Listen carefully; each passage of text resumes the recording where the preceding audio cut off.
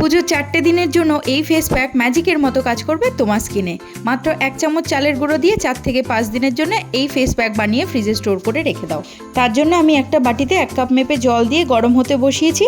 এরপর যখন জল গরম হতে শুরু করবে তখন 1 চামচ চালের গুঁড়ো দিয়ে ওই 1 কাপ জলের মধ্যে মিশিয়ে নেব।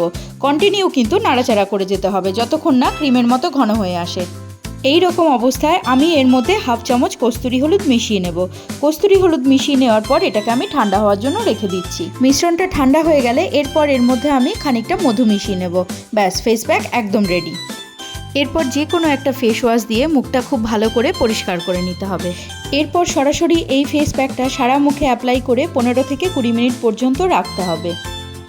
চালের গুঁড়ো যদি আমরা আমাদের স্কিনে এইভাবে অ্যাপ্লাই করি তাহলে আমাদের স্কিন টান টান থাকবে, উজ্জ্বল হবে আমাদের স্কিন, এবং স্কিনের মধ্যে যে দাগ ছোপ রয়েছে সেগুলোও আস্তে আস্তে দূর হয়ে যাবে।